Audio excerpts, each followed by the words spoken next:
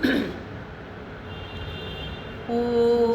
सहनाववतु सहनौ भुनक्तु सह वीर्यं करवावहै तेजस्विनावधीतमस्तु मा विद्विषावहै। ॐ शान्तिः शान्तिः शान्तिः। श्रुतिस्मृतिपुराणानाम् आलयं करुणालयं नमामि भगवत्पादं शङ्करं लोकशङ्करं शङ्करं शङ्कराचार्यं केशवं बादरायणं सूत्रभाष्यकृतौ वन्दे भगवन्तौ पुनः पुनः। ईश्वरो गुरुरात्मेति मूर्तिभेदविभागिने व्योमवद्व्याप्तदेहाय दक्षिणामूर्तये नमः। वसुदेवसुतं देवं कंसचाणूरमर्दनं देवकी परमानन्दं કૃષ્ણમ વંદે જગદ્ગુરુમ। જો પાછળનાને બરોબર ન સંભળાય ને, કારણ કે અવાજ આજે ઓછો છે, તો આ ખુરશી આગળ આવી શકાશે, જેને પણ થોડાક તકલીફ હોય તો। આપણે ભગવદ્ ગીતાના 18મા અધ્યાયમાં છીએ અને હવે જ્ઞાનમાં નિષ્ઠા, એક જ્ઞાનની નિષ્ઠા કેવી રીતે આવે અને જ્ઞાનની નિષ્ઠા માટે એક અધિકારીમાં, એક સાધકમાં કઈ પ્રકારનો સંયમ, કઈ પ્રકારના મૂલ્યો એ હોવું જોઈએ, એની હવે ભગવાન વાત કરે છે 51મા શ્લોકથી। એક જ્ઞાનમાં નિષ્ઠા કઈ પ્રકારે પ્રાપ્ત કરવી એની હવે ભગવાન વાત કરે છે। તો ચલો 51મો શ્લોક હું વાંચું છું। બુદ્ધ્યા વિશુદ્ધયા યુક્તઃ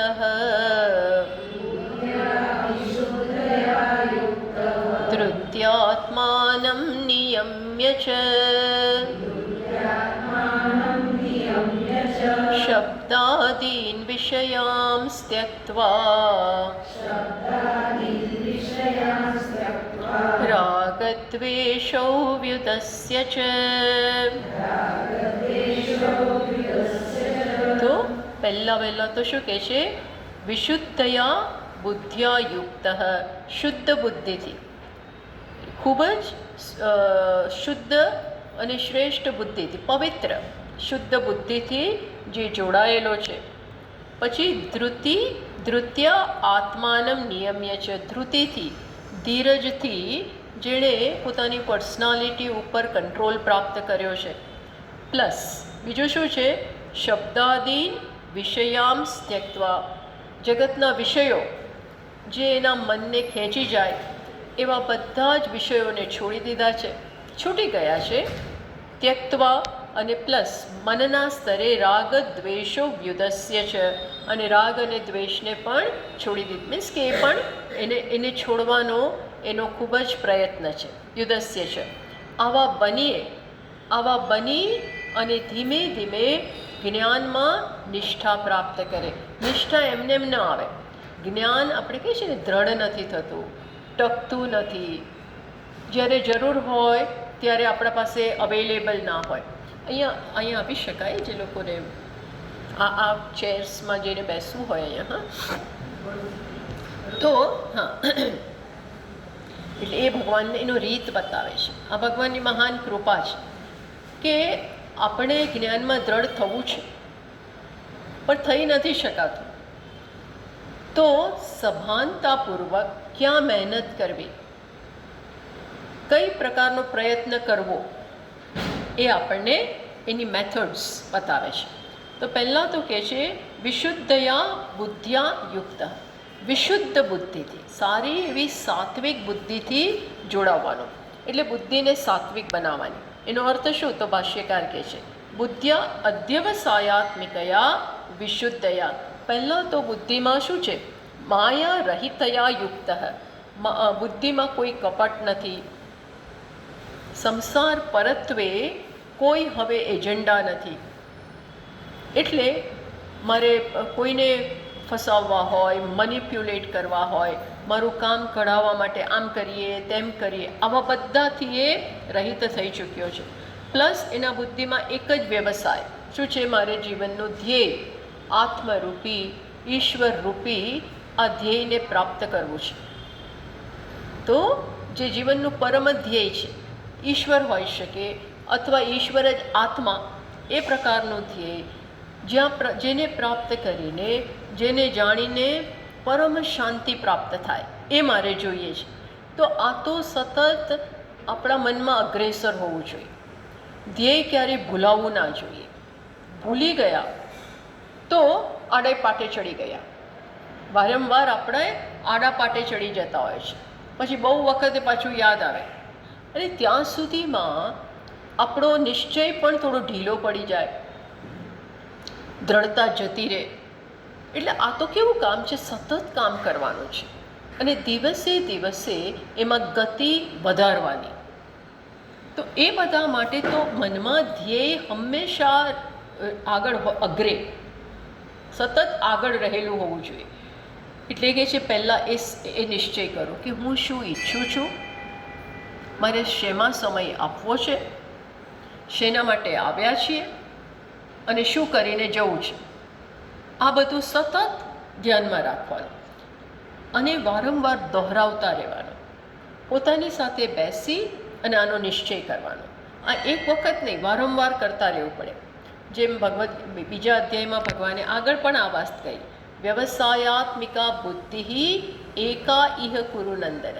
વ્યવસાયાત્મિક એટલે નિશ્ચયાત્મિકા બુદ્ધિ. દ્રઢ નિશ્ચય થાય ને તો પછી એના જેટલું અગ્રીમ, એના જેટલું ઇમ્પોર્ટન્ટ બીજું કંઈ ના રહે. દરેક વસ્તુ સરખી ઇમ્પોર્ટન્ટ ના હોય.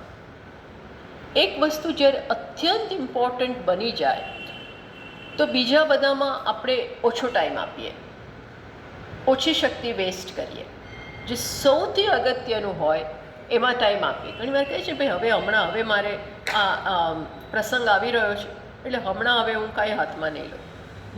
કેમ? ત્યારે આપણા માટે શું અગત્યનું હોય છે? પ્રસંગ.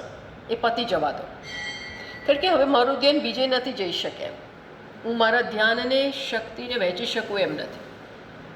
પણ એ નક્કી થઈ ગયું એટલે પછી ઓલ ધ ટાઈમ કોના માટે અવેલેબલ હોય? આ એક જ વસ્તુ માટે. એમ આવું બુદ્ધિમાં નિશ્ચય થઈ જાય, મારે આ જ જીવનમાં પ્રયત્ન કરી લેવો છે, પછીની મને ખબર નથી. એટલે શક્ય હોય એટલો આના માટે પ્રયત્ન કરી, આવું બુદ્ધિમાં સ્પષ્ટ થઈ જાય. પછી વિશુદ્ધયા એટલે ભાષ્યકાર એનો અર્થ આપે માયા રહિતયા. એમાં બીજા કોઈ કપટ નથી, બીજા કોઈ છળ કપટ કે આના દ્વારા મને કીર્તિ મળે એવું કંઈ રહ્યું નથી. આપણા વ્યવહારમાં પણ કપટ જતું રહે, આપણા વ્યવહારમાં પણ મનિપ્યુલેશન. આપણે મનિપ્યુલેશન એટલે આપણું કામ કઢાવવા માટે આપણે ઘણું બધું કરતા હોઈએ છીએ. કેટલું બધું મનમાં ચાલતું હોય છે ને. મનને જે વસ્તુ જોઈતી હોય ને એને માટે કેટલાય પ્લાનિંગ કરે, કેટલું બધું કરતું હોય છે. તો મનની ઘણી શક્તિ આમાં જતી રહે, મન ત્યાં રોકાઈ જાય. તો કે ના, એકદમ સ્પષ્ટ છે, બસ આ જ જોઈએ છે. તો માયા રહિતયા યુક્ત એટલે સંપન્ન. ધૃત્ય આટલું કહ્યું. પછી કે ધૃત્ય આત્માનમ નિયમ્ય.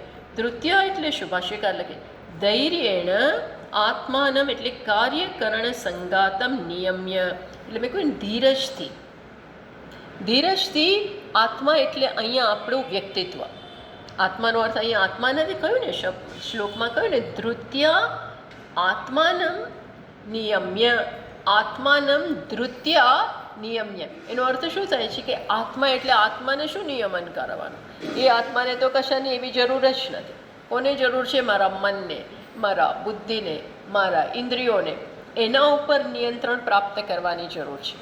એ આપણા વશમાં હોય, એ આપણા કામ. મારું મન મારું માને, બુદ્ધિ મારું માને, બુદ્ધિ કે એમ મન કરે, મન કહે એમ ઇન્દ્રિયો કરે, તો એકદમ સહકાર પ્રાપ્ત થાય. બસ આજે ઉઠી જવું છે 4 વાગે. ઉઠે ને તો ઉઠે, બધું મનસૂબા તો બહુ કરીએ, ઉઠાતું નથી. રાત્રે તેઓ નિશ્ચય કરીને બેઠે સવારે ઉઠી જ જઈશું. તો પછી મન કે ના, શરીરને આરામ જોઈએ, શરીરને આરામ જોઈએ, એમ કરીને પાછું લંબાવી દઈએ. તો આના ધીરજથી, આમાં કળથી ક્યારેક કામ આમ હઠ નથી ચાલતી.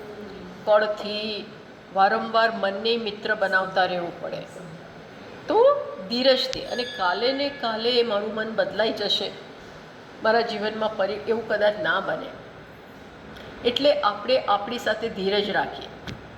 માનતું જ નથી, નહીં જ થાય એવું નિરાશ ના થઈ જાઓ, ફ્રસ્ટ્રેટ ના થઈ જઈએ, કરતા રહીએ, થોડું થોડું થોડું થોડું થોડું કરતા જ રહીએ તો આગળ વધાશે. તો આ પ્રકાર ધૈર્ય, ધીરજ બહુ અગત્યની છે. ધીરજ ના હોય ને એમાં ઘણીવાર એક ઘા ને બે કટકા નથી થતા. એમાં ધીરજ રાખવી પડે. ધીરજ રાખો તો પરિણામ આવે. આ તો હમણાં ને હમણાં જોઈએ એ નથી થતું. મોટા ભાગે એવું ના થાય. હું આમ કહું ને એમ થઈ જાય. લોકોને સમજતા, એને પ્રમાણે કરતા બહુ વાર લાગતી હોય છે. તો એ ધીરજ આપણામાં હોવી જોઈએ. ધીરજ કરતા રહો, જેટલી શક્તિ હોય એ પ્રમાણે કરતા રહો. હા, શક્તિ વધારતા રહો, એ કરો, ધીરે ધીરે શક્તિ વધારો. આજે 2 માળા કરી, કાલે 3 માળા કરો. આજે ફરાળ કર્યું, કાલે એકલું ફરાળમાં બીજું બી કંઈ ખાવ નહીં, માત્ર ફ્રૂટ લો. આ મોટો સ્ટેપ થઈ જાય છે. તો આમ આપણે આપણા ઉપર નિયંત્રણ ધીમે ધીમે પ્રાપ્ત કરતા જઈએ. પછી શબ્દ આદિ યેષામ તે શબ્દાદય, એટલે વિષયો. શબ્દ, સ્પર્શ, કેટલા પ્રકારના વિષયો છે? શબ્દ, સ્પર્શ, રૂપ, રસ, ગંધ. એટલે શબ્દ ને અનુરૂપ વિષયો, મ્યુઝિક ગમે, આ ગમે, તે ગમે, રૂપ જગતના એવા વિષયો, ગંધના વિષયો, સ્પર્શના વિષયો, આ બધા જ વિષયો પ્રત્યેનું આકર્ષણ છોડીને કે એમાંથી હવે હું સુખ ના ઈચ્છું, એમાંથી જે તાત્કાલિક સુખ મળે છે એની પાછળ ના પડું, તો પછી એનાથી વિશેષ અને એનાથી ઉત્કૃષ્ટ જે આનંદ છે એનાથી હું વંચિત રહી જઈશ. તો વિષયોમાંથી તો કંઈ મળતું જ નથી. અને એમાંથી જે મળે છે ને એ ખરેખર આત્મામાં મળતું હોય છે. તો વિષયોની ડિપેન્ડન્સ છોડી દઈએ અને ઉત્કૃષ્ટ, સાત્વિક અને સત્ય આનંદ તરફ વળીએ. તો આ કરતા રહેવું પડે. તો આપણે આ આત્માનો જે આનંદ છે, આત્માની જે શાંતિ છે, એની નજીક જઈશું, એનો આવિષ્કાર. નહીં તો એ થશે જ નહીં. મારામાં જ છુપાયેલું છે, પણ આપણે એને બહાર કાઢવા માટે પ્રયત્ન જ નહીં થાય. એટલે વિષયોના આકર્ષણમાંથી પણ ધીમે ધીમે, સહસા નહીં, સહસા બસ આ છોડી જ દીધું. હવે છોડી દીધું ત્યાંથી બધું, અને માનામાં તો હજી મને મળતું નથી. તો પછી મન છે ને, મનને આનંદ તો જોઈએ છે, તો એ ક્યાંથી મેળવશે? એટલે છે ને પછી છટકબારીઓ શોધશે. અને ઘણીવાર પછી છે ને બ્લાસ્ટ થાય. એકદમ જ મન માગે જ એટલે ખોટા કામે થવા માંડે, ખોટા વિષયો તરફ પણ જતા રહે માણસ. તમે સમજ્યા કર્યા વગર બધી ઈચ્છાઓને દબાવી દો તો પછી ક્યારેક આપણે જોઈએ છે ને એકદમ જ આપણને આશ્ચર્ય થાય કે આ વ્યક્તિ આવું કરે, પણ એણે એના મન સાથે સમાધાન નથી મેળવ્યું. એમને એમ જીદથી બધું દબાવી દીધું. પછી એક દિવસમાં એના ઉપર એનો કંટ્રોલ રહેતો નથી. આવું થાય. એટલા માટે કહ્યું કે આ બધું સમજપૂર્વક ધીમે ધીમે છોડતા જાઓ, અંદરથી થોડું મેળવતા જાઓ, આનંદ એનો લેતા જાઓ. એમ પેલું છૂટશે, એમ એ છૂટતું જાય. પ્લસ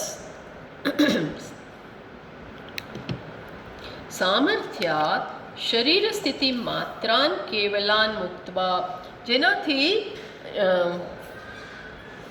જે શરીરની સ્થિતિ જળવાય, શરીરના નિર્વાહ માટે જેટલું જરૂરી હોય એ રાખો.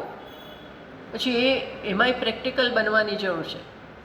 શરીરને જે જરૂર છે પોષણ ને જે થોડી કમ્ફર્ટ ને એ બધું આપણે અમુક વસ્તુથી હવે ટેવાઈ ગયા છે, એટલે અમુક વસ્તુ વગર નહીં ચાલે, નહીં તો સાધના પણ ના થઈ શકે. આપણે અત્યારે હિમાલયમાં જઈને ના બેસી શકીએ, આપણી પાસે એ તાકાત નથી કે ચલો પર્વતમાં હું જઈને બેસું. ત્યાંનું જે જમવાનું હોય એ આપણને ના ફાવે. એટલે દરેક વસ્તુ સમજીને ભાઈ મારા શરીરને આ જરૂરિયાત છે તો હું એ થોડું એને આપું, એને પેમ્પર ના કરું, ચડાવવું નહીં, પણ જે બેઝિક નેસેસિટીઝ છે એની તો હું આપું ને એને. ગરમીમાં મારાથી રહેવાતું નથી તો શું કરું, થોડું ઘણું એ પણ આપણે પ્રોવાઈડ કરીએ અને આપણી સાધના ચાલુ રાખીએ. તો એ કહ્યું કે સામર્થ્ય પ્રમાણે આપણા સામર્થ્યને જોતા જવાનું. બીજાની દેખાદેખી કરી અને એમના જેવું કરીને આપણામાં એ તાકાત ના હોય તો એ આ બધું કામ નથી આવતું. તો એ કહ્યું પછી શબ્દ રાગદ્વેષો વ્યુદસ્ય. હા, રાગદ્વેષો એનો કોઈ જ ભાષ્યકારે એની કોઈ સમજ નથી આપી, અર્થ નથી આપ્યો, પણ માત્ર આટલે કહ્યું કે રાગદ્વેષને છોડી દો. રાગ પણ મારા મનને ખેંચી જાય છે સંસારમાં, દ્વેષ પણ ખેંચી જાય છે. આ મનને પકડી રાખનારી વસ્તુ છે. રાગ બી પકડી, રાગનો વિષય પણ મનને પકડી રાખે, દ્વેષનો વિષય એનાથી ડબલ પકડે. દ્વેષનો વિષય કે દ્વેષ, જેના પ્રત્યે દ્વેષ હોય એ વ્યક્તિ આપણા મનને બહુ પકડી રાખે. એટલે આપણું મન કલુષિત થઈ જાય. કેવું થઈ જાય? ડિસ્ટર્બડ હોય છે, મન છૂટે જ નહીં. પૂજા કરવા બેસીએ, ધ્યાન કરવા બેસીએ, જપ કરવા બેસીએ ત્યારે પહેલાં આવી જાય આગળ. કોણ આવી જાય? રાગ અને દ્વેષના વિષયો. મારા મનમાં અમુક આગ્રહ હોય કે આમ જ થવું જોઈએ, અને આમ તો કરવું જ જોઈએ, અને આમ તો ન જ કરવું જોઈએ. આવા બધા આગ્રહ હોય છે ને તો એ મનને છોડતા નથી. એટલે આ બધું ભગવાન ઉપર છોડી દો. ભગવાનને જે કારભાર જેનો છે એને સોંપી દઈએ. હે ઈશ્વર, તું કરા, મારે આમાં નથી પડવું, તું આ બધું કર. એમ ચિંતા છોડી, રાગ અને દ્વેષ છોડી ભગવાનમાં મન લગાડો, આત્મામાં મન લગાડો. ચિંતાઓ છોડો. આ ચિંતાઓ છે ને, આનું શું થશે, એનું થશે. ભગવાને એનું લખી રાખ્યું છે. તમારાથી જ થાય છે એવું નથી, ભગવાને એનું લખી રાખ્યું છે. આપણે બધી ચિંતા માથે ઓઢીને ફરવાની જરૂર નથી. ભગવાન કહે છે તું મારું કામ કરીશ તો હું તો નવરો થઈ જઈશ, હું નહીં કંઈ કર, તું લે હાથમાં. આપણાથી થાય છે શું? આપણાથી કંઈ થતું નથી હોતું. તો એ બધું ભગવાનને સોંપી દઈએ. બધું ભગવાનને સોંપી, ઈશ્વરને સોંપી, નિયતિને સોંપી આપણે માત્ર આત્માની, પોતાની, આપણી ભક્તિની, આપણી સાધનાની ચિંતા કરીએ. ચિંતા નહીં, લાગેલા રહો. સમયનો બરબાદ ના કરો, સમય બરબાદ ના કરો. જેટલો સમય મળે આમાં કાઢો, આમાં કાઢો, આમાં કાઢો. એના માટે બધું કરો કે જે સમય મળે એમાં હું સ્વસ્થ હોઈશ તો હું આ કરી શકીશ. તો સ્વસ્થતા રાખીએ, તબિયત સારી રાખીએ, આ બધું રાખીને, બિકોઝ એ બધું નહીં હોય તો નહીં થાય પાછું. તબિયત એટલે સારી રાખવું કે હું આ કરી શકું, બધું એટલા માટે. એટલે હવે એક જ ધ્યેય, બીજા બધા આને અહીં લઈ જનારા છે. તો આ પ્રકારે આગળ વધે. પછી આગળ બીજું શું? તતઃ આગળ વાત કરે છે. બીજું શું ધ્યાનમાં રાખવાનું, કઈ રીતે સાધના આગળ ધપાવવાની, કઈ પ્રકારે આપણા પ્રયત્નો ચાલુ રાખવાના. તો કહે છે વિવિક્ત સેવી લઘ્વાશી યતવા કાયમાનસઃ ધ્યાનયોગપરો નિત્યમ વૈરાગ્યમ સમુપાશ્રિતઃ. જો ભગવાન કહે છે, હવે સરસ વાત કરે છે કે એક સાધકના જીવનમાં કેવું હોવું જોઈએ? વિવિક્ત સેવી. વિવિક્ત સેવી એટલે થોડું એકાંત એણે લેવું જોઈએ, થોડું એકાંતની ટેવ પાડો. 52મો શ્લોક છે, 52, 18મો અધ્યાય, 52મો શ્લોક, 52. લાવો હું કાઢી આપું. 52.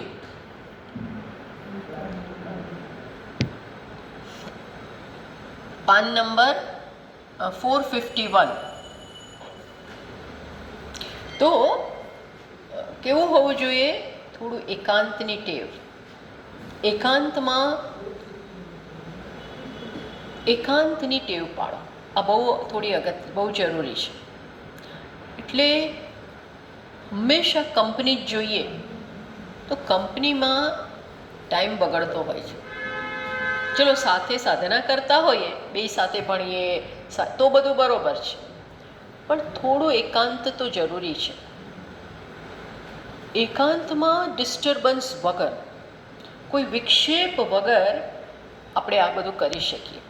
એટલે અહીં કહે છે, જો વિવિક્ત સેવી એટલે એકાંત, પછી લઘવાશી એટલે ભોજન પણ એકદમ નિયમિત પરિમિત માત્રામાં, બહુ નહીં ખાવાનું, બહુ જ. એ કારણ કે છે ને એ બધું પછી શક્તિઓ પચાવવામાં જતી રહે, ઊંઘમાં જતું. એટલે લઘવાશી, સાધક જમે ઓછું. ઓછું એટલે પણ શરીરને જરૂરી તો આપવાનું, પણ ભાવ્યું એટલે બસ હવે એવું નહીં. પછી યતવા કાય માનસ, કાયા અને મન ઉપર સંયમ. કાયા ઉપર, મન ઉપર સંયમ. પ્લસ એ શેને પરાયણ છે? ધ્યાન યોગ પરો નિત્યમ. ધ્યાન અને યોગ, કર્મયોગ, ધ્યાન યોગ, જ્ઞાન યોગ, બસ એ ટૂંકમાં શ્રવણ મનન નિધિધ્યાસન. એના પહેલાં કર્મયોગ, ભક્તિ, આને જ એ પરાયણ, એમાં જ લાગેલા. પછી વૈરાગ્યમ સમુપાશ્રિત, અને વૈરાગ્ય પણ છે. આ બધાનો એણે આશરો લીધો છે. કોનો આશરો લીધો છે? આ બધા મૂલ્યોનો.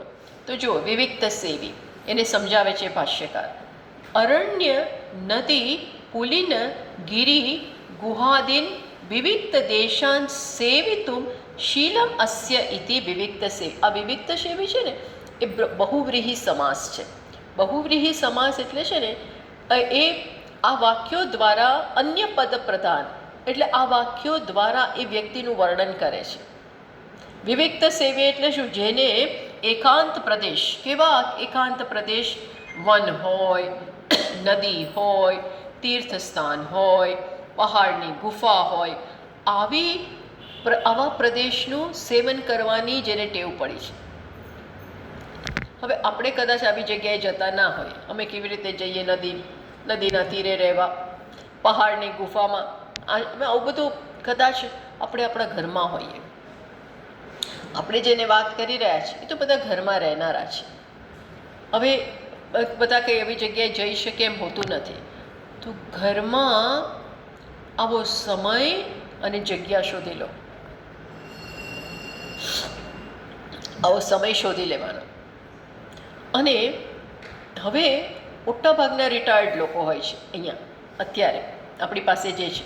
રિટાયર્ડ હોય કે ના હોય, ધારો કે રિટાયર્ડ ના હોય, હજી તો સ્વામીની જે અમારે બહુ કામ આવતું હોય છે, તો ભલે, પણ તો થોડોક સમય એવો કાઢો દિવસ દરમિયાન કે જ્યારે ઘોંઘાટ ઓછો હોય, ઘરના બધા પરવારી ગયા હોય, એ એમનામાં પડ્યા હોય, વહેલા ઉઠીએ, રાત્રે જાગીએ, એવું કંઈક કરીને. અને બહુ જ બધા પ્રસંગોમાં ન પડીએ. ભાઈ આ પ્રસંગને, આ પાર્ટીને, પેલી પાર્ટી, તો ભલે ઘરના કરે, આપણે બધામાં જોડાવવું એવું જરૂરી નથી. એમને પણ થોડું સમજાવવાનું, હું હવે બધામાં નહીં જોઈન થઉં, મારે નથી પડવું આમાં. એમ કરીને આપણા ઘરનાઓને તૈયાર કરવાના. હું આ ક્યારે કરું? તો પછી આખો દિવસ આમાં જ પડ્યા રહીશું તો. એમ કરીને થોડા એમને ટ્રેન કરો, બધા ફર્મ રહીને. પણ આવો સમય થોડો આપવાનો. શક્ય હોય તો થોડા વખત ક્યાંક જતા રહ્યો, શક્ય હોય તો વરસમાં એકાદી વાર, વર્ષમાં 2 વાર, જ્યારે ઈચ્છા થાય, અથવા આપણું બાજુ બીજું કોઈ ઘર હોય તો ત્યાં જતા રહીએ થોડા દિવસ, કાંઈ નહીં તો 6-7 કલાક જતા રહીએ, પણ આવો ટાઈમ કાઢીએ તો છે ને આપણને ખબર પડશે આપણે ક્યાં છીએ. બધા સાથે હોઈએ છીએ ને તો ખબર નથી પડતી, એમાંથી આપણે સપોર્ટ લેતા હોઈએ છીએ. પતિ છે, આ છે, પેલા છે, દીકરો છે, દીકરી છે, વહુ છે, નોકર ચાકર બધું છે. નોકર ચાકર તો જોઈએ, કારણ કે હવે આપણાથી બધું જાતે ન થાય, પણ ક્યાંથી આપણો સપોર્ટ આવે છે ખબર નથી પડતી. એકલા પડીએ ને ત્યારે ખબર પડે. એટલે આ એકલો મોટો બ્લેસિંગ છે. એકલા હોવું એ મોટો બ્લેસિંગ છે ખરેખર. તમે જો એનો લાભ લઈ શકો તો. બાકી લોકો એમ માને કે એકલા, અમે તો એકલા પડી ગયા, અમારે તો કોઈ છે નહીં. અરે આ બહુ મોટી વસ્તુ, સારી વસ્તુ. હવે કોઈ કોઈના પહેલાં નીચે તો આપણે નથી, આપણે આપણી જાતે બધું કરીએ. એનો અર્થ એવો નથી કે બધા પરિવારવાળા ખરાબ છે, એવું મારું કહેવાનું નથી, પણ તમે તમારા માટે સમય આપો, એવો ટાઈમ કાઢો, એની ટેવ પાડો. તો અહીં તો કહે છે આવી ટેવ જેને પડી ગઈ છે, આવો જેનો સ્વભાવ થઈ ગયો છે, એકાંતમાં રહે, જપ કરે, તપ કરે, ધ્યાન કરે, વાંચે, ભગવાનનું નામ લે, અને અમુક જગ્યાઓની વાઇબ્રેશન્સ એટલા પવિત્ર હોય છે. કોઈક આશ્રમમાં જ ઓટોમેટિક ત્યાં પોલ્યુશન ના હોય, લોકોના ગમે તેવા વિચાર, આપણે આવામાં રહેતા હોઈએ સમાજમાં તો બધા ત્યાંના બધા લોકોના સંસારના વિચારો હોય જ.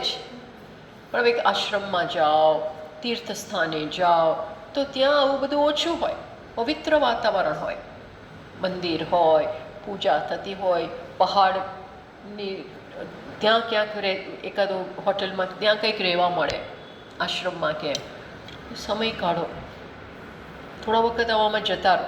બધા પાસે પૈસા હોય જ છે, ન હોય તો આવામાં ખર્ચો, આવી જગ્યાએ જાઓ, અઠવાડિયું હું જઈશ, અને એવી જગ્યા પસંદ કરવાની કે ત્યાં મારે કંઈ ખાવા પીવાની ચિંતા ના, બનાવવું ના પડે અને મળી રહે બધું. સ્પેન્ડ ટાઈમ, આવી જગ્યામાં થોડો સમય આપો. પતિ પત્ની સાથે જવાય, એવું જરૂરી નથી કે એકલા જ જવું, 2 જણા સાથે જાઓ, તમે તમારું કરો, હું મારું કરીશ, પણ બંને સાથે કરીએ. એટલે આ કરવાનું, થોડી આ ટેવ પાડો. બીજું, લઘવાશી, કારણ કે એવા એકલા હોય ને ત્યારે આપણે ક્યાં છીએ, કેવા વિચારો આવે છે, આપણે આ એકાંત સહન કરી શકીએ છીએ કે નહીં એ ખબર પડે. એકલા રહેવું સહેલું નથી, એ તો એકલા રહેનારા બહુ સ્ટ્રોંગ હોય છે. એકલા રહેનારી બધી વ્યક્તિ બહુ સ્ટ્રોંગ હોય છે, અને ટેવ પડી ગઈ હોય છે એમને. કરવું હોય તો શ્રેષ્ઠ ટાઈમ આપી શકે, એને કોઈ કહેવાવાળું નથી, કેમ આમ કર્યું, કેમ આમ ના કર્યું, કેમ આમ ના બોલ્યા, કેમ ના અમારી સાથે. એના પોતાના માલિક છે. તો ત્યારે ખબર પડે કે હું ક્યાં છું, હે ને. તો વિવિક્ત સેવી. પછી લઘવાશી, લઘુ અશનશીલ, તો જે કેવું છે, હલકો સુપાચ્ય આહાર લે છે. કેવા આહારની ટેવ પાડે છે? હલકો સુપાચ્ય. ટૂંકમાં આ બધું આપણે નક્કી કરવાનું, મારા માટે શું હલકું અને મારા માટે શું સુપાચ્ય. બહુ જ ખાઈએ તો પણ છે ને મન ઠેકાણે ના રહે, ઊંઘ આવે, પેટમાં ગડબડ થાય, આ બધું. સાવ ન ખાવ તોય તકલીફ. એ બધું 6થા અધ્યાયમાં કીધું. યુક્તાહાર વિહારસ્ય યુક્ત ચેષ્ટસ્ય કર્મસુ યોગ્ય આહાર યોગ્ય વિહાર યોગ્ય એક્સરસાઇઝ, આ બધું યોગ્ય માત્રા. વધારે પડતી કરો તો કમરની કંઈક અટકી જાય ને ફટકી જાય, બધું થાય. બધું વધારે પડતા ચાલીએ, પગ દુખી જાય. કશું વસ્તુમાં લિમિટ નહીં ક્રોસ કરવાની. આ બધું આપણે જાતે નક્કી કરવાનું. શું ખાવું? બહુ તીખું તો ભાવે છે, પણ તીખાથી તબિયત બગડે છે તો નહીં, આટલું જ. બહુ ગળ્યું ભાવે છે, પણ બહુ ખાઈએ તો પછી ડાયાબિટીસ વધશે, ડાયાબિટીસ વધશે, શરીરની તબિયત બગડશે. આ બધું ઉપર કંટ્રોલ જાતે નક્કી કરીએ. અને એ ક્યારે કરી શકીએ? આપણું ધ્યેય અગત્યનું હોય તો. કારણ કે સ્વસ્થતા નહીં હોય તો નહીં કંઈ થાય. શારીરિક સ્વસ્થતા બહુ અગત્યની છે. રિયલી ઇટ ઇઝ ફિટનેસ હોવી ને એ બહુ અગત્યનું છે. ફિટનેસ વગર શું કરી શકો મને કહો? ચાલવામાં તકલીફ, બેસવામાં તકલીફ. હવે અમુક વસ્તુ તો આપણા હાથમાં નથી, સાંભળી ન શકું. આવું બધું જે શું કહેવાય, જે ઘસારાઓ આવે છે ઉંમર સાથે, એ તો આપણે રોકી નથી શકવાના. પણ હવે એ પ્રમાણે આપણે જીવીએ, પ્રેક્ટિકલ બનીને કે ભાઈ મારી આ તકલીફ છે, હું આને આ રીતે સંભાળ રાખું. આટલું ચાલવું જરૂરી છે, આટલી એક્સરસાઇઝ જરૂરી છે, સમય કાઢીને કરી લો. ટૂંકમાં આ બધું. પછી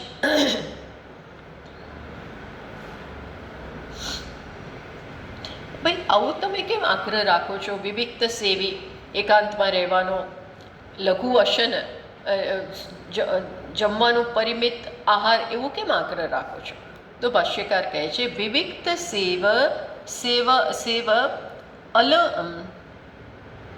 વિવિક્ત સેવ અલઘ્વશનયો નિદ્રાદિદોષ નિવર્તકત્વેન ચિત્ત પ્રસાદ હેતુત્વાદ. આ બંને શેના માટે? એકાંતમાં રહેવું પ્લસ ઓછું ખાવું, જરૂર કરતાં ઓછું. હજી એમ થાય કે હજી એક લઉં ત્યાર બંધ કરી દો. હજી એમ થાય કે હવે હજી એક રોટલી લઈ લઉં, એના તો બંધ કરી દો. હજી થોડા ભાત ખાઈ લો, નહીં હવે નહીં. એક નિયમિત. એટલે ઘણા લોકો બહુ સરસ વર્તાય, આમ થાળી એકવાર ભરી લે પછી ઊભા જ ના થાય. પતી ગયું, આમાં જેટલું આવ્યું એટલું જ, બીજું સેકન્ડ હેલ્પિંગ નહીં. એવું બધું કરતા હોય છે. આ આપણે નક્કી કરવાનું આપણે શું કરવું છે. પણ આ બે શેના માટે કીધા? તો કે છે કે આ બંને વસ્તુ હોય, ખાસ કરીને લઘુ અશનશીલ, તો નિદ્રાદિ દોષ નિવર્તકત્વેન, નિદ્રા વગેરે દોષ દૂર થઈ જાય છે. બાકી છે ને ઘણીવાર આ નિદ્રાનો બહુ મોટો દોષ છે. ઊંઘ આવી જાય, આ મોટો દોષ એટલે અવરોધ થઈ જાય છે. તમે સાંભળી ના શકો, જોકા આવે, આ બધું થાય. ધ્યાન કરવા જાઓ તો ઊંઘી જાય, મોટા ભાગના ઊંઘી જતા હોય છે ધ્યાનમાં, મોટા ભાગના ઊંઘી જાય, કીર્તન કરતાં કરતાં ઊંઘી જાય. એ શું બતાવે છે? કંઈક દોષ છે, કોઈક વાયુનો દોષ હોય. એટલે માંડુક્ય કારિકામાં ગૌડપાદાચાર્યજીએ આની બહુ ચર્ચા કરી છે, બહુ જ ચર્ચા કરી છે. લય, અને લય કહેવાય કે મન લયમાં જતું રહે, જાગ્રત અવસ્થામાં લયમાં જતું રહે. આ બહુ વેરી બિગ પ્રોબ્લેમ છે. તો બધું જ કંટ્રોલમાં લાવતા જાઓ. થોડી એક્સરસાઇઝ, થોડું એવું જરૂર પડે તો કોફી વોફી લઈ લો, પ્રાણાયામ કરો, આ બધું કરવાનું. તો આ બધા, અને એ થાય તો ચિત્ત પ્રસાદ, તો આપણું મન કેવું રહે? પ્રફુલ્લિત. બાકી આપણે મૂડમાં ના હોઈએ, ઊંઘમાં હોઈએ તો મન ફ્રેશ નથી હોતું, અને ફ્રેશ ના હોય તો બધું ગ્રહણેય ના થાય. એક ધ્યાનથી માળા કરવી હોય ને તો પણ શું જોઈએ? મારું મન એકદમ સતર્ક હોય, તો પ્રત્યેક નામ સાથે હું જોડાઈ શકું. બાકી ઊંઘી જઈએ પછી સાંભળતા સાંભળતા ધ્યાનમાં, અને ઊંઘમાં હોઈએ, તંદ્રા હોય, શરીરની સ્વસ્થતા, તો કોઈ પૂજા કરવાનું કે કશો પ્રયત્ન કરવાનું મને નથી થતો, આળસ થઈ જાય, તરત આળસ થઈ જાય. કોણ કરે? છોડો ને, છોડો, નથી કરો. ફ્રેશ નથી ને, સ્વસ્થ નથી. ફ્રેશ હોવા જોઈએ આપણે, ઉત્સાહથી ભરેલા. ઉત્સાહ, દરેક વસ્તુમાં ઉત્સાહ આવે. આપણે ઉત્સાહ જ નથી જન્મતો. કાંઈ છોડો ને, પાઠ શું કરવા, છોડો ને, કોઈને ઉત્સાહ જ ના આવે. એમ થાય કે આનાથી શું ફેર પડવાનો છે, છોડો. આપણે બધા જાત જાતના આશ્રમોમાં પાઠ રાખીએ, બધું કહીએ, માંડ થોડાક લોકો જોડાય, જોડાતા જ નથી કોઈ, એની જરૂરિયાત નથી લાગતી. બીજા બધા બી પ્રોબ્લેમ્સ હોય, આવવાના જવાના બધા ઘણાય પ્રોબ્લેમ્સ હોય, પણ જો કરવું હોય તો ગમે તે રીતે થાય, કરવું હોય તો આપણા મનને હંમેશા સ્વસ્થ રાખો, સજાગ, તો જ થશે કશું, નહીં તો નહીં થાય. બાકીમાં કોણ લઈ જશે ને કોણ મૂકી જશે ને કેવી રીતે કરીશું, એ બધા 1000 પ્રોબ્લેમોને તો મન લાવીને મૂકતું હોય છે, એ કાંઈ થાય નહીં. પછી નહીં, જઈશ એટલે જઈશ, સાંભળીશ એટલે સાંભળીશ, કરીશ એટલે કરીશ એમ. પછી ધ્યાન ના યતવા કાય માનસ સમજાવે છે, જેની વાક ચ કાય ચ માનસમ ચ યતાની સંયતાની યસ્ય.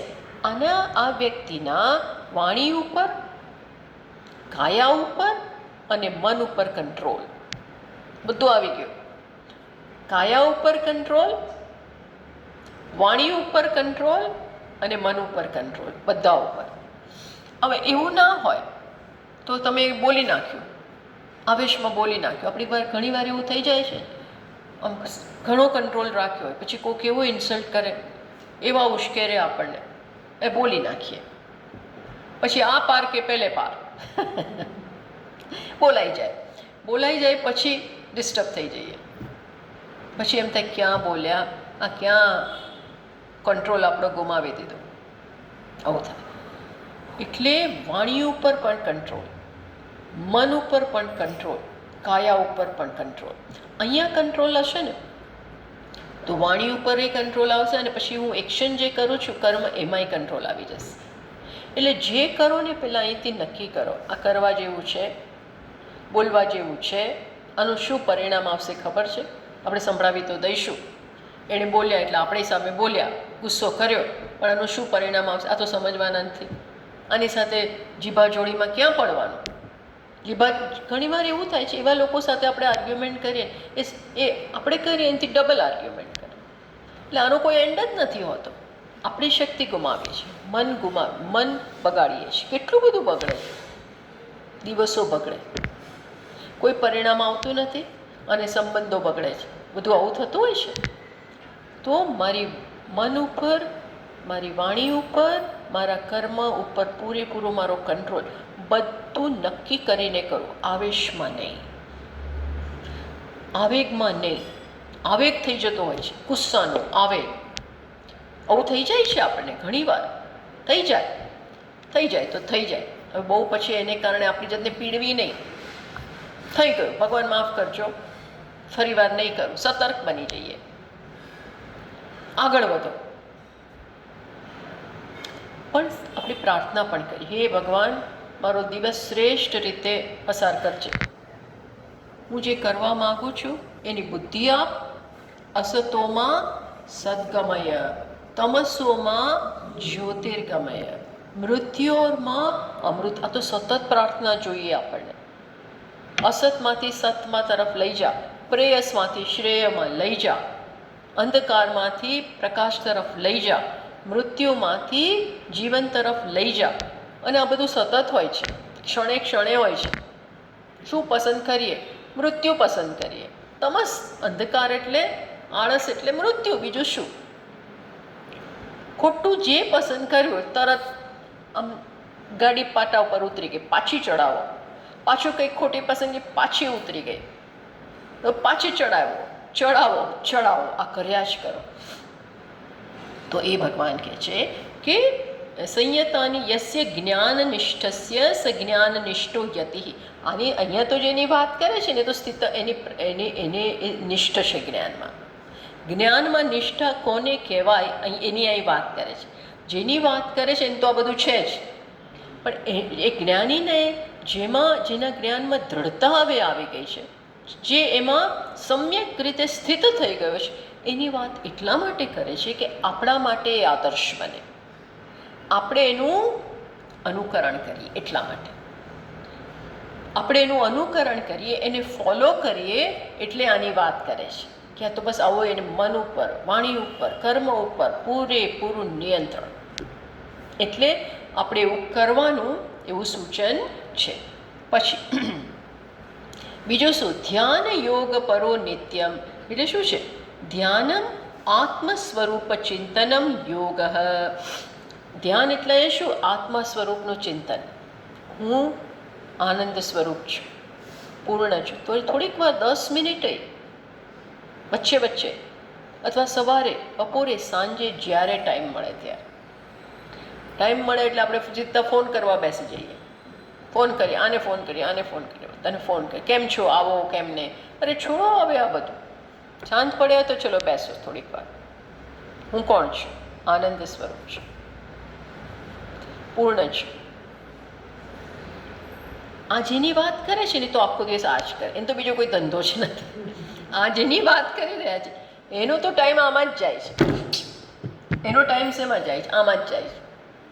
એમને એમ કંઈ હિમાલયમાં અને પર્વતની ગુફામાં રહી શકે લોકો? આ બધું ના કરતા તમે ત્યાં એના માટે જ ગયા છે. ત્યાં કોઈ ટીવી ના હોય તો એ કંઈ એનો ઉપયોગ બહુ ના કરતા હોય. એ શું કરે આખો દિવસ?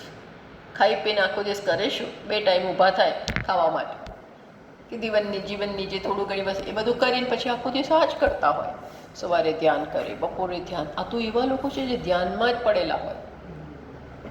તો વિચાર કરો કેટલો એમને આમાં આનંદ આવતો હશે, કેટલું એ ગમતું હશે. તો જ કરી શકે કલાકો સુધી. અને એ કરવાને કારણે એમાં નિષ્ઠ થતા જાય. જેમ બધું કરો બધું આત્માને ઓળખો અને ખબર પડે, ઓ આટલું સુંદર, આવું સ્વરૂપ. જગત ક્યાંય ભૂલાઈ જાય, જગત મિથ્યા બની જ જાય. આ એવા લોકો છે. પણ આપણે શું કરવાનું? આવું કરવાનું. થોડા થોડા વખત સમય આ કરતા રહે. બેઠા હોય તો વાતો કરવા ના જઈએ. શું કરીએ? આંખો બંધ કરીએ, વાંચીએ. આવું કરવાનું. જેમ બને એમ બહિર્મુખ પ્રવૃત્તિ છોડો, જેટલી બને એટલી. બહિર્મુખ બનાવે અને અંતર્મુખ બનતા જાઓ જેટલું બને એટલું. તો એવ એકાગ્રીકરણમ તો ધ્યાન યોગ પરત્વેન કર્તવ્ય યસ્ય સહ ધ્યાન યોગ પરઃ. આ તો એની વાત કરે છે જેના માટે આ ધ્યાન તો પ્રધાન વસ્તુ છે. આખો દિવસ એ જ કર્યા કરે. ધ્યાન યોગ પરો નિત્યમ. નિત્યમ એટલે શું? આ તો એવાની વાત. નિત્ય પદ મૂક્યું ને, નિત્ય શબ્દ મૂક્યો છે ને, ધ્યાન યોગ પરો નિત્યમ. એનો અર્થ શું છે? ભાષ્યકાર એવું લખે છે, મંત્ર જપાદી અન્ય કર્તવ્ય અભાવ પ્રદર્શનાર્થમ નિત્યમ. નિત્ય ગ્રહણ. નિત્ય શબ્દથી ધ્યાન યોગ પરો નિત્યમ એમ કહીને ભાષ્યકાર કહે છે કે ભગવાન એવું કહેવા માગે છે કે આણે તો હવે મંત્ર જાપે છોડી દીધા છે. એની જરૂર નથી, એને ભણવાની જરૂર નથી, અભ્યાસ કરવાની જરૂર નથી. એને બધું છૂટી ગયું છે. માત્ર શું કરે છે? આખો દિવસ નિધિધ્યાસન. એટલી બધી સંપત્તિ પ્રાપ્ત કરી લીધી છે. કઈ? પોતાની સાથે રહેવા માટે ભણી લીધું. ન બનતા હોય કે હવે કંઈ આમ આખો દિવસ ચોપડા ખોલીને બેસીને એમ જરૂર ના હોય. આ બધું જ્ઞાન અંદર આવી ગયું છે. એટલે આ લોકો તો કેવા છે? આખો દિવસ ધ્યાનમાં હોય. ધ્યાનમાં હોય એટલે સતત આત્મચિંતન. ફરતા હોય તો એને આત્માની વિભૂતિ દેખાય. એમ કરીને ભાષ્યકાર કે છે નિત્ય શબ્દ દ્વારા એને જપય કરવાની હવે જરૂર નથી. જપય છૂટી ગયા. મંત્ર જપાદી અન્ય કર્તવ્ય પહેલાં બાકી તો શું? હું આનું પુરસ્ચરણ કરું છું એમ કરીને લોકો કેટલાય મંત્ર જાપ. સારું છે, પણ એને હજી એ મંત્ર જાપની જરૂર હોય છે. હવે આમ તો એની જરૂર જ નથી. આવી બધી સાધનાએ છૂટી ગઈ છે સહજતાથી.